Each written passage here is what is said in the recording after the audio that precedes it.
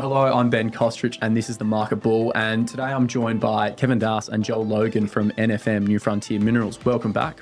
Cheers, Ben. Thanks for having us, Ben. Last time we spoke in November, you'd announced that you were going to be doing a bit of geophysics, and now that announcement has come to the market. Can you talk us through, Kevin, a little bit about this very technical update to the market and what it means for investors? The geophysics is a really important technical piece as where it fits into our exploration strategy. And what it really allows us to do is use the uranium anomalism that we're finding all through Harts Range to really vector into these high-value heavy rare earths. Now, we've seen Bobs and Cusp, two of the key prospects there that have delivered exceptional rock chip sample grades of uranium, dysprosium, terbium, niobium. Now, they're great to have those outcrops and those prospects there, but really, when we go to drill, we want to find as many of these, 10, 15, 20 drill targets. So the geophysics just really allows us to extrapolate what we're seeing at Bobs and Cusps on a regional tenement-wide level.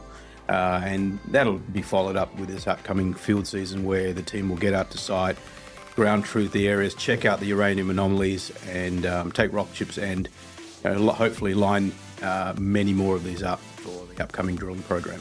Since we last spoke in November, Trump is now in the White House, and there's been a clear direction from him and his team about the focus of rare earths, and especially we're seeing that across the world. There's a lot more tensions and trade wars and the famous word tariff at the moment. What are your sorts of takes on what's evolving there and the importance of rare earths, and in particular heavy rare earths on this global landscape? Yeah, there's definitely a reason why Trump is so interested in Greenland and Ukraine at the moment. It's for heavy rare earths, and just goes to show why it's so important at the moment. The exploration we're doing, we've got some of the highest surface grade samples for heavy rare earths in Australia. So there's definitely an incentive for us to continue working there given the demand at the moment. As Joel said, look, I think it's really interesting. Geopolitically, things are heating up, and I think you're really seeing the US wanting to be self-sufficient. So this push for Greenland and for Ukraine. Rare earth are really technology metals, and if you can control those metals, then you can control the next generation of technology that comes out of those metals. And this has always been sort of outlined as one of the steps that NFM wanted to go down the geophysics path. Now that you've got a bit more of that out to the market, what are the next steps, and what sort of can investors expect coming forward from a timeline and even operations?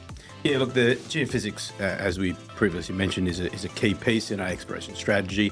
And what this will allow us to do as a team is to identify, just from a desktop point of view, all the potential areas that are lighting up with the uranium anomalies. Because we know that uranium is coincident with our heavy rare earths, and what this will allow us to do is just get on the ground truth that map, take rock chips, and line up a whole bunch of more targets for drilling upcoming season. What sort of timelines are people looking at to potentially hear that, first round drilling is underway? Yeah, well, Q2 will definitely be back on site. We'll have the data that Kevin just mentioned as well. The geophysical data will have been processed. We'll have target areas to go to assess. We're hoping 10 to 15 anomalous zones that we'll pick up. And when we're there on site as well, we'll be assessing the viability of the terrain there to see if we can get a drill pad and begin drilling. So it's difficult to give you a specific date, but as soon as possible, the board's pushing to get drill rigs out there, and we'll definitely be drilling this year.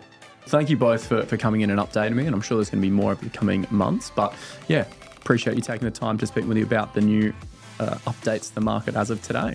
Thanks, Ben. Cheers, Ben.